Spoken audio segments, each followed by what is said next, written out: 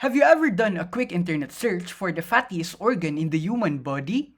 You'd find several sites insisting that it's the brain, but how could this organ make up over 100 billion specialized cells called neurons that make trillions of electrical connections be considered as fat?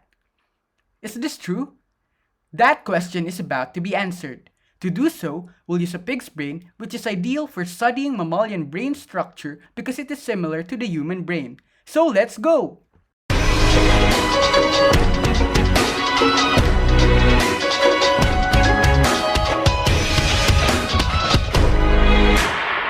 Welcome back to the Miggy Piggy Lab, everyone. I'm Miggy with Academy of Human Anatomy and Physiology, and together with us are my friends Diane, Asiya, Cian, and Athena, the fellows of the Neurosurgery Department, and they will be joining us in today's vlog.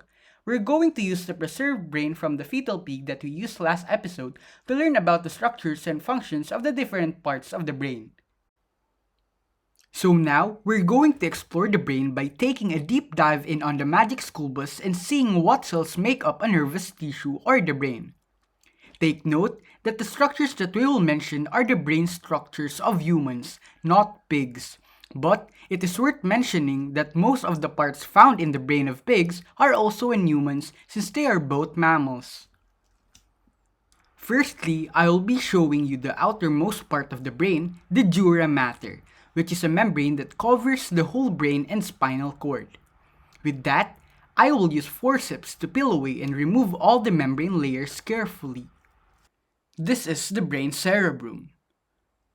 Left and right hemispheres, cerebellum, and brainstem, where the spinal cord is attached. Turning the brain over, we see the olfactory bulb below the frontal lobe of the cerebrum, which is purely sensory and carries impulses for the sense of smell. And the optic chiasma, the X-shaped structure formed by the crossover of the right and left optic nerves, which are also purely sensory and carry impulses for vision. This time, we will have Athena to explore the cerebrum's exterior part and other brain portions. Going back to the surface of the cerebrum, we notice the folds which consist of the grooves, and these are known as sulci or fissure. In comparison, a ridge-like elevation found on the surface of the cerebral cortex is the gyri or strands, which increases the brain's surface area. This is the medial longitudinal fissure, which is the center line of the brain that separates the left and right hemispheres of the cerebral cortex. The medulla oblongata is in the most inferior part of the brainstem, and in addition to that is the fiber tracts containing the autonomic nuclei involved in regulating vital life activities such as breathing, heart rate, blood pressure, and more. And pons, which is inferior to the midbrain and has fiber tracts and nuclei involved in respiration. It also relays information from the cerebrum to the cerebellum. Now, Asiya will be locating the four lobes of the cerebrum to us. First is the frontal lobe, which controls the motor functions, also houses areas involved with the language comprehension, and complex memories appear to be stored in the temporal and frontal lobes, followed by the parietal lobe, which receives and processes sensory information. The temporal lobe, which is located in the region near the ears, which receives and processes sounds and smells. And lastly, the occipital lobe, which is located at the back of the brain and is the center for visual processing. If you look here, you'll see the cerebellum below the occipital lobe that lies between the cerebrum and the medulla of the brainstem. Like the cerebrum, the cerebellum has two hemispheres, the left and right. They are connected by a midline mass called the vermis.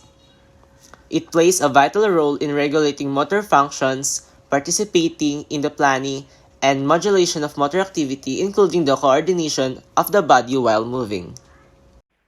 Okay, now we're going to slice through the brain following the longitudinal fissure carefully. With the cut side facing up, we see the corpus callosum, which is an ear-like structure here. Here, somewhere between the thalami is the third ventricle, and this is the fourth ventricle located over the pons and medulla oblongata and just underneath the cerebellum.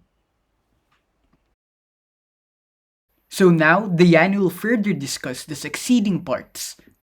So, if you look over here in the middle, we can immediately see the thalamus. And this organ relays our sensory impulses to the cerebral cortex. Not only that, but it also transports impulses between the cerebral motor cortex and the lower motor centers. Next up is the hypothalamus. All regulations such as body temperature, food intake, water balance, and thirst happen here. Not only that, but it also secretes the hormonal output of the anterior pituitary gland.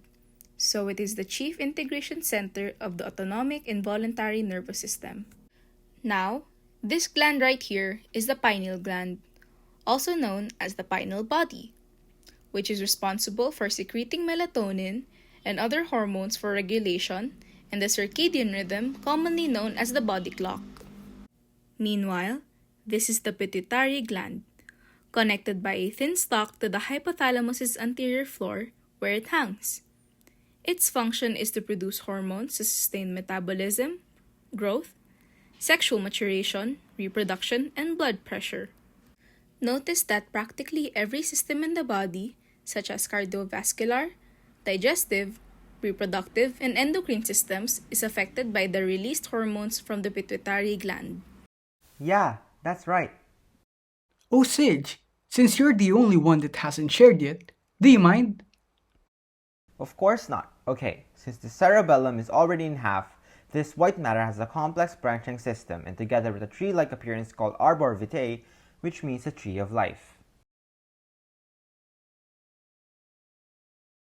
And now, Miki will slice the hemispheres of the cerebrum with a frontal plane.